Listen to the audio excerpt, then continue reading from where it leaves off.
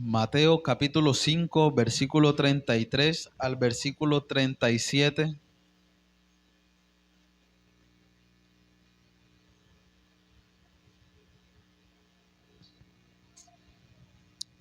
Mateo capítulo 5, versículo 33 al 37.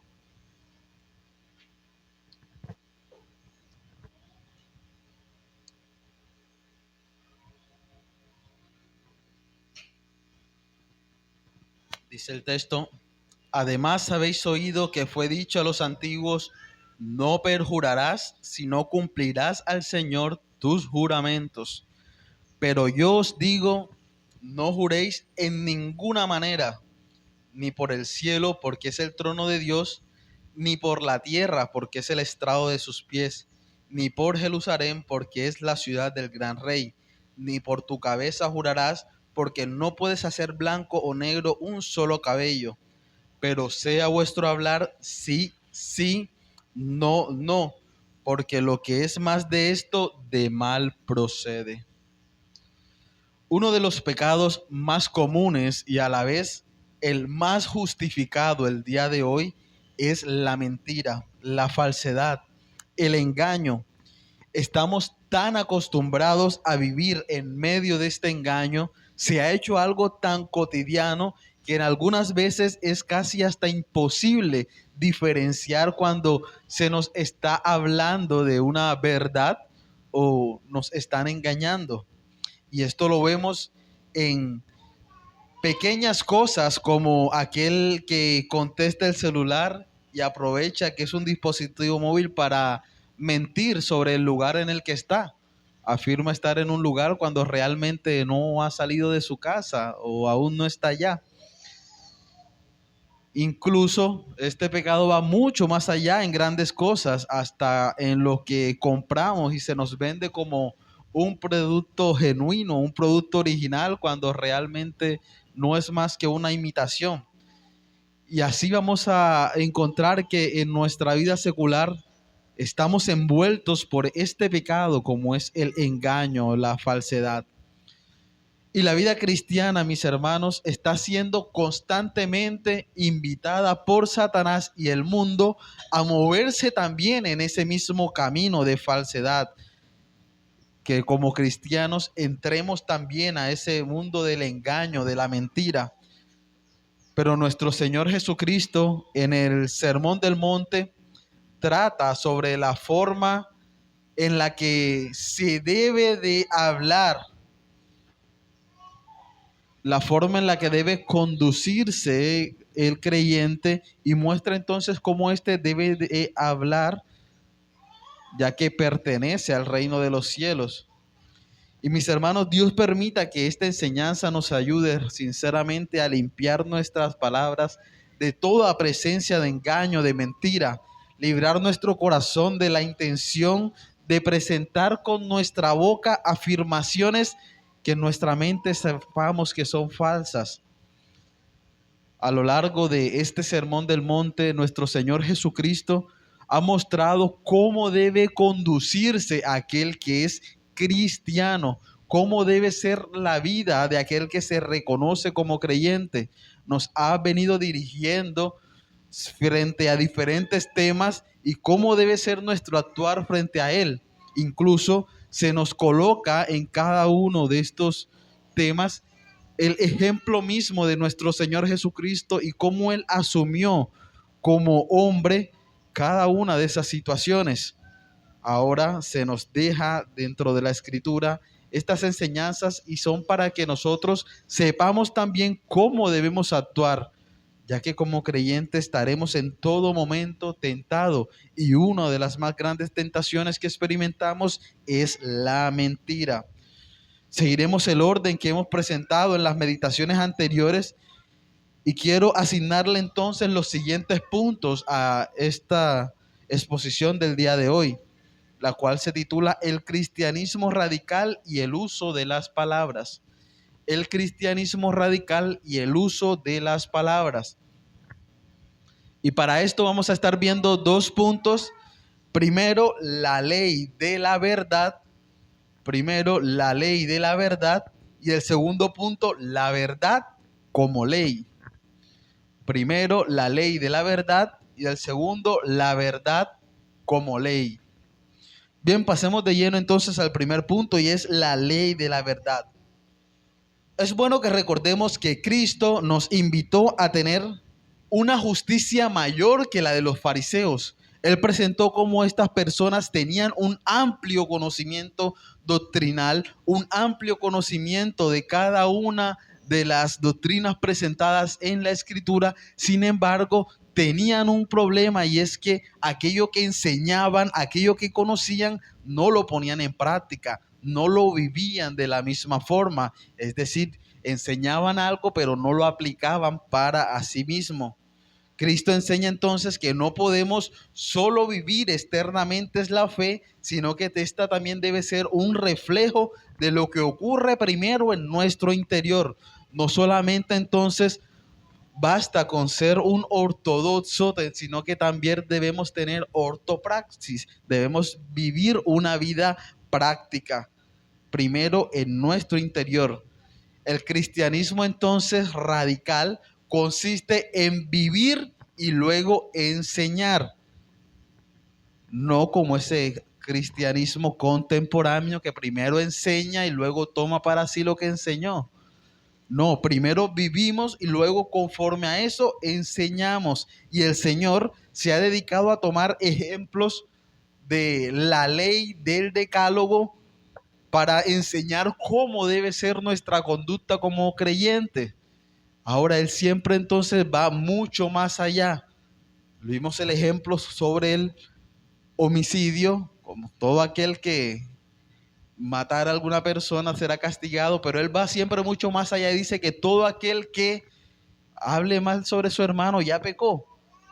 Entonces nos invita a no mantenernos de una forma legal a la ley, sino que ir mucho más allá de cómo como creyentes debemos asumir un estilo de vida.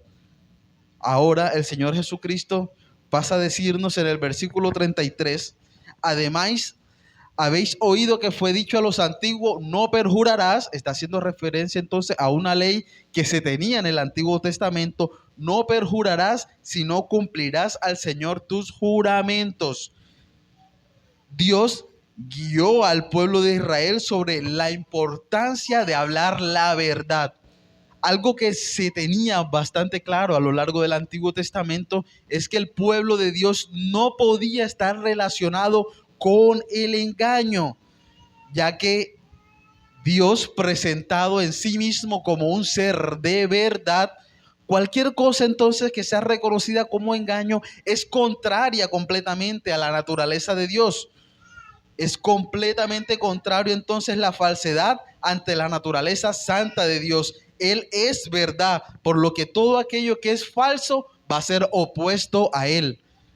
Por ende, Dios guió al pueblo de Israel para que en ningún momento se tomara el engaño. La verdad era tan importante para Dios que Él incluso reguló el uso de las palabras, presentando su presencia como garante de la realidad de lo que se hablaba, lo que entendemos como juramentos. Por eso Cristo dice, se les fue dicho a los antiguos, no perjurarás, sino cumplirás al Señor tus juramentos. Ante cualquier conversación, si se iba a dar promesa o dar fe de algo, se traía como testigo la presencia de Dios. Eso es lo que llamamos juramentos. ¿Y esto para qué? Para dar fe, dar garantía de lo que se estaba haciendo, lo que se estaba diciendo era verdad. Lo que entendemos entonces como juramento, el juramento fue permitido por Dios para hacer énfasis en la veracidad de lo dicho. Se resaltaba mucho la verdad en el Antiguo Testamento. No vemos a Dios oponerse al juramento, pues Él exaltaba la verdad.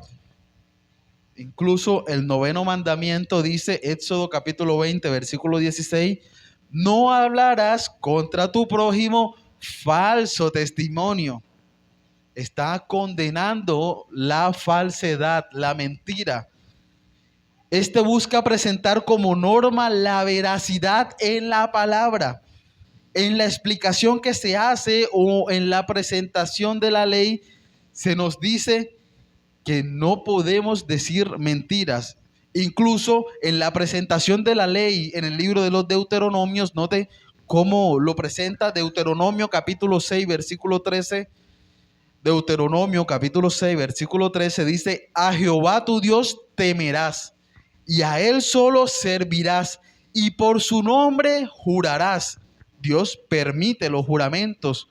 Ahora, esto con el propósito, recuerde, de dar garantía de la verdad. El pueblo entonces de Israel, el Antiguo Testamento, no podía asociarse en ninguna manera con la mentira, con el engaño. Y para esto se traía como testigo la presencia de Dios.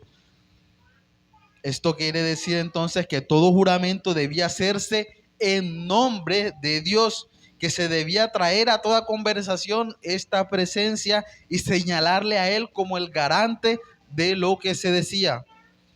Ahora, cuán cuidadosos debían ser entonces los israelitas si todo lo que decían tenía a Dios como testigo. Todo lo que ellos hablaban, todo lo que ellos prometían, todo lo que ellos afirmaban, traía como testigo a Dios. Cuán cuidadosos debían ser entonces para no mentir, ya que ellos tenían claro que la mentira era contrario a la esencia de Dios. Muchos personajes bíblicos entonces notamos que juraron sus palabras. Abraham, José, Jacob, David. Una expresión que es bastante usada por los profetas era: viva Jehová, cuya presencia estoy. Antes incluso de decir cualquier tipo de mensaje, profecía o dar algún tipo de mensaje, decía: viva Jehová en cuya presencia estoy. Como afirmar: lo que voy a decir viene de parte de Dios. O lo que voy a afirmar ahora, se los afirmo en el nombre de Dios, que es verdad. Este era un modo de jurar que lo que se decía era cierto. Bueno, mentir era entonces cometer perjurio. Cuando la persona mentía, aquello que juró entonces vino a ser falso. Cometía un perjurio. Era ir en contra de los juramentos delante de Dios y era atentar contra el tercer mandamiento. Recuerde, no tomarás el nombre de Dios en vano. Traes el nombre, la esencia misma de Dios como testigo ante una conversación y realmente en tu corazón sabes que no estás diciendo la verdad, estás atentando contra este mandamiento. Tomaste su nombre en vano. Mire las palabras de Dios en el Levítico capítulo 19, versículo 12. Levítico capítulo 19, versículo 12. Dice: y no juraréis falsamente por mi nombre, profanando así el nombre de tu Dios, yo Jehová. Levítico 19:12. Dios no se muestra en contra de los juramentos. Él está en contra de que jures y lo tomes en vano su nombre, que no cumplas eso que estás diciendo. Profana su nombre al traerlo como testigo y no cumplirlo, no estar hablando con la verdad. Ahora, esto puede parecerle que solo se refiere entonces a juramentos específicos o formales, pero el versículo anterior, Levítico capítulo 19, versículo 11, dice: no hurtaréis y no engañaréis ni mentiréis el uno al otro. Es bastante claro entonces al expresarnos que se está refiriendo a la mentira. Se trata de la ley de la verdad. Una ley que pretendía entonces guiar la mente del israelita sobre cómo Dios ve las palabras y cómo pesa la veracidad de ellas. Toda mentira era una profanación, pues todo lo dicho tenía a Dios como garante. Así que la maldición era lo único que venía como consecuencia. El perjurio estaba maldito de Dios. El perjuro, aquel que falsamente tomaba en contra de Dios, era reconocido como un maldito de Dios.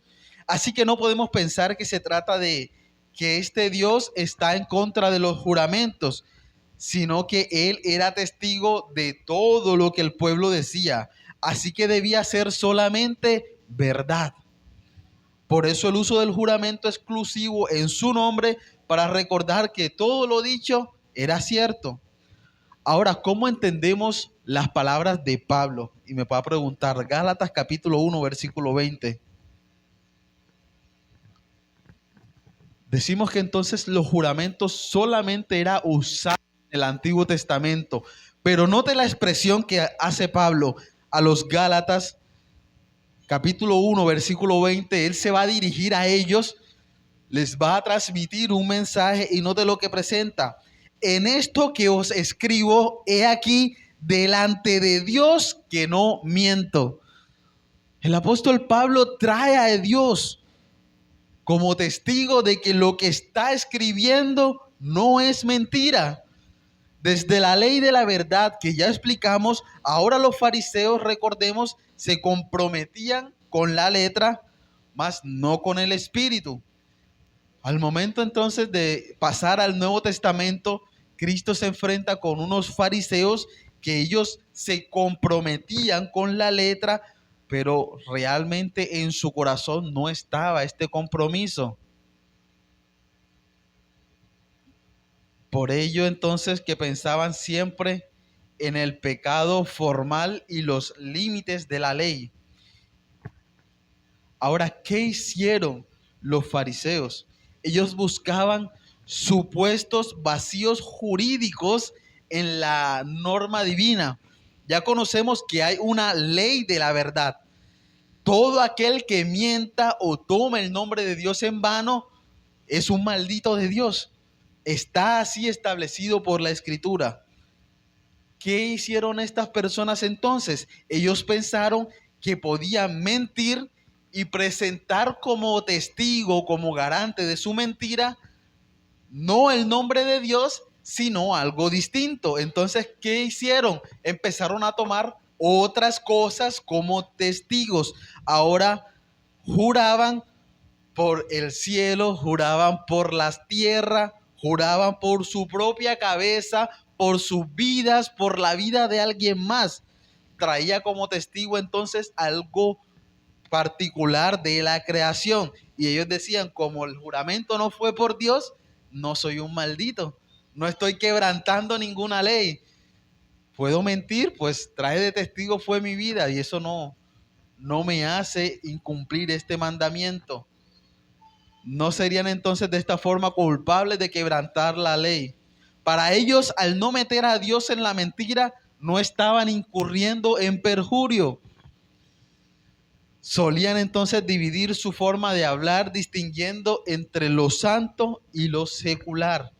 ¿Y cuántas veces no hemos, mis hermanos, en la actualidad hecho lo mismo? Podemos notar, pensamos que la veracidad debe estar solo en las palabras que empleamos en la iglesia, que cuando estamos en la solemnidad de el culto en presencia de hermanos es que tenemos esta veracidad de las palabras. Pero cuando nos vamos a la vida secular, a nuestras relaciones sociales, no es necesaria.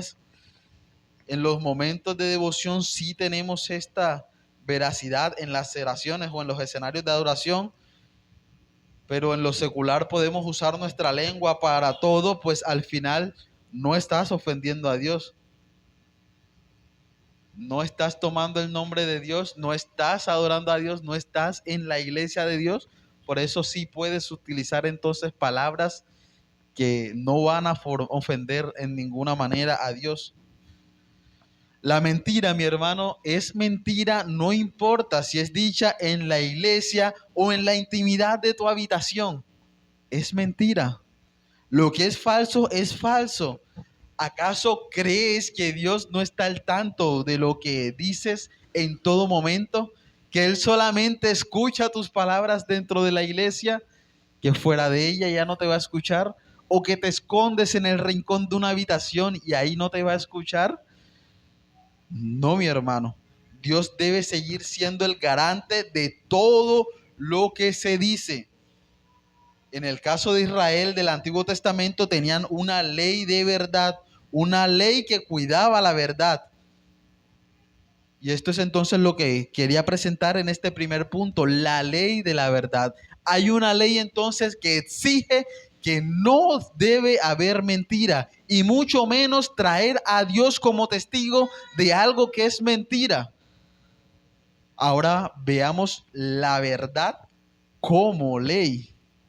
Pasemos al segundo punto. Vimos ya la ley de la verdad, ahora veamos la verdad en sí misma como una ley.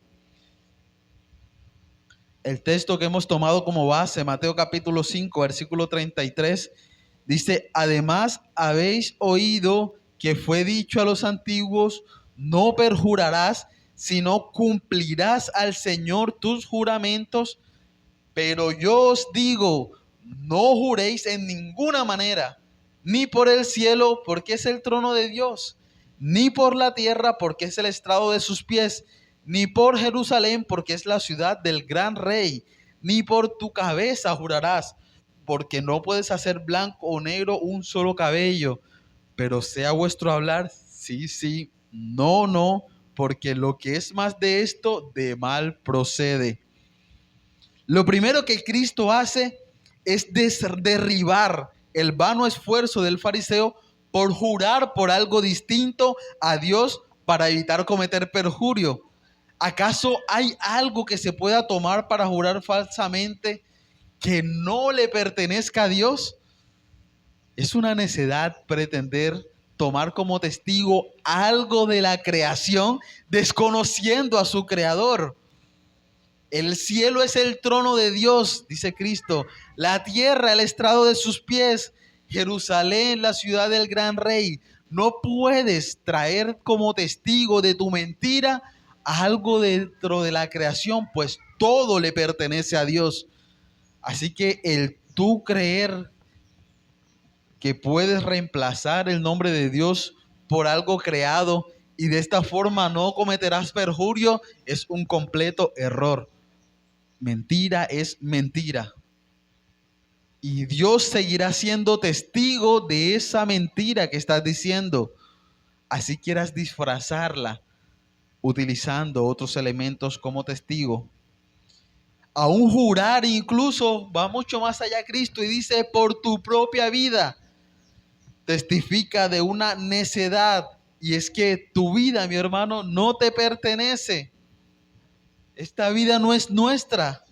No podemos ni siquiera cambiar algo. Puedes decirme, yo soy el dueño de mi cuerpo, pero realmente no.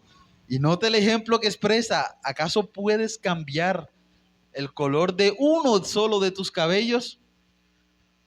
Por más que la actualidad trate de disfrazar, modificar aspectos físicos de tu cuerpo, por más que te tintures el cabello con pintura, al momento de cortarlo, este crecerá del mismo color que lo has tenido siempre.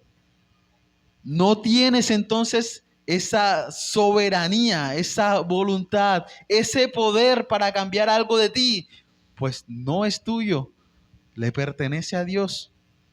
Entonces, ¿cómo crees que puedes traer tu vida, tu cuerpo, para ponerlo como testigo? No, tampoco te pertenece. No es tuyo, mi hermano. Todo es de Dios. No hay lugar que se escape de su presencia.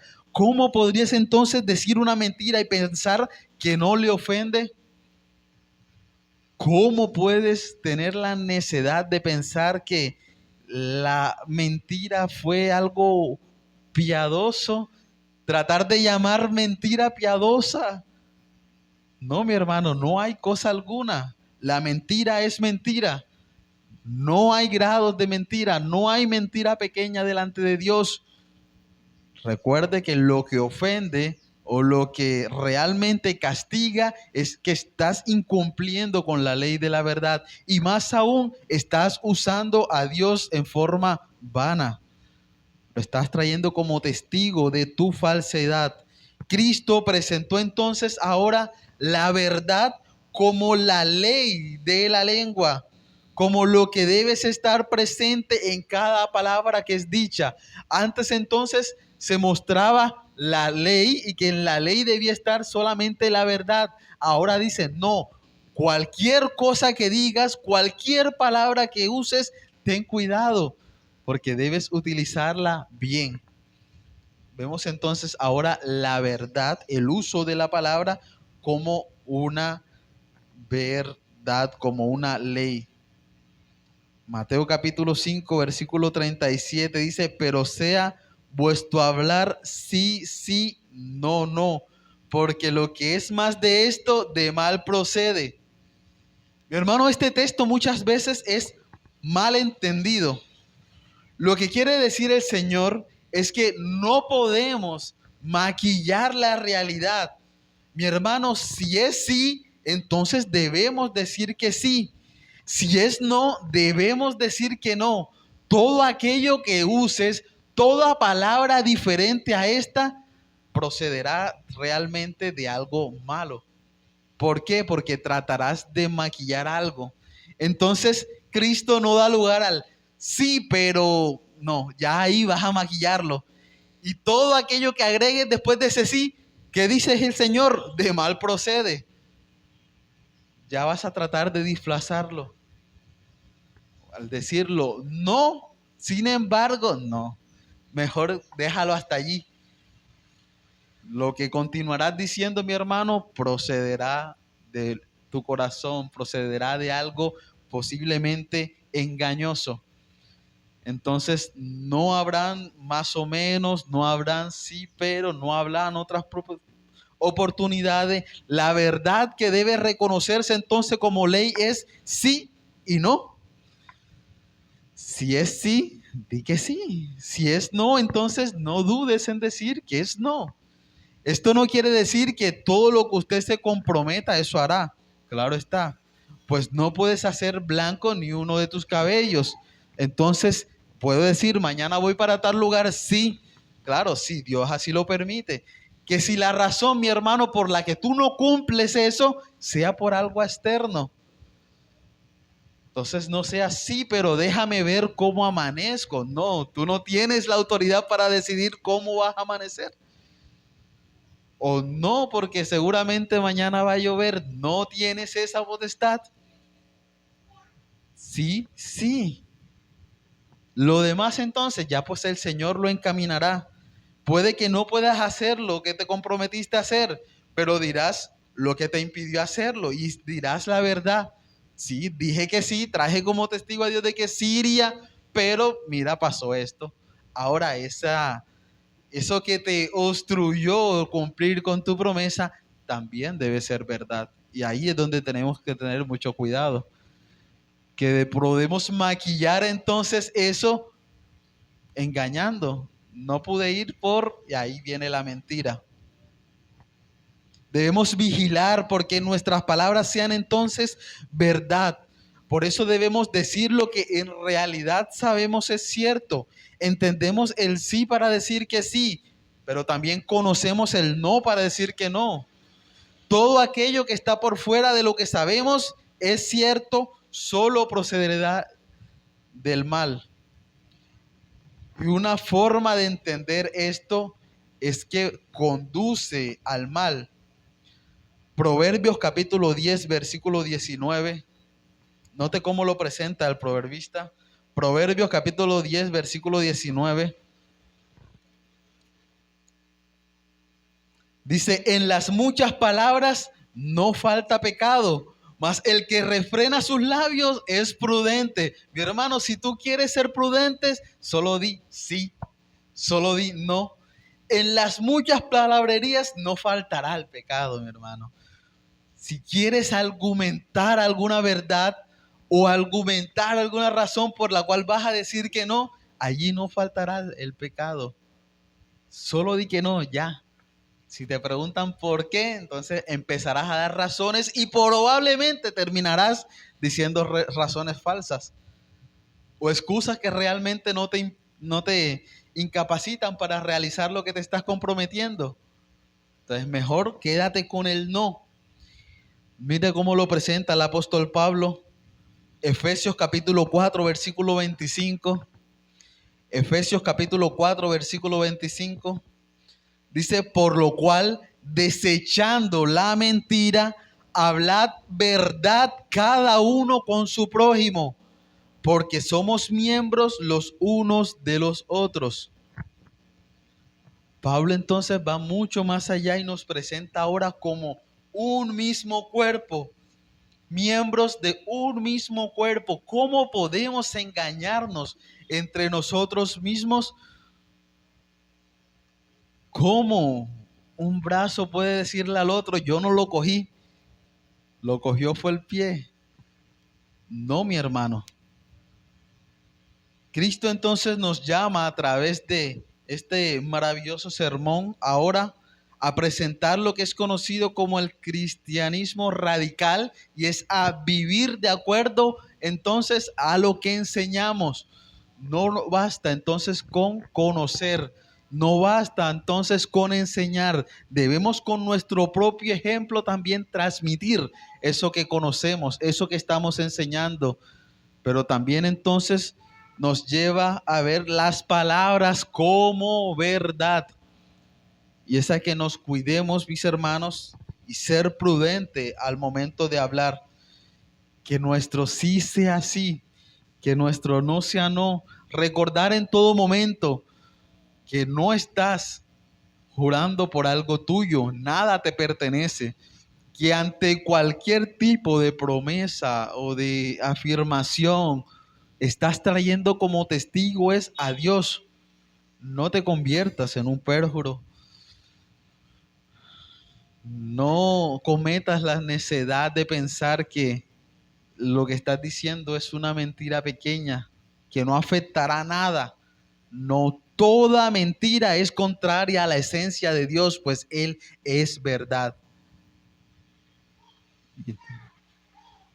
No solamente esto, sino el mismo Cristo se presentó a sí mismo como la verdad. Yo soy el principio, la verdad y la vida, dice él. Entonces, como hijos de Cristo, como cristianos, ¿cómo entonces podemos tener relación con algo que es contrario a lo que en esencia ahora pertenecemos? El Padre de verdad. Que el Señor nos ayude, mis hermanos, a tener en cuenta en todo momento el poder evitar la vana palabrería, los argumentos que pueden llevarnos realmente a pecar o a manifestar falsedad, que podamos en todo momento, Señor, hacer de la verdad una ley, como lo presentó nuestro Señor Jesucristo. Oremos, mis hermanos. Padre, te damos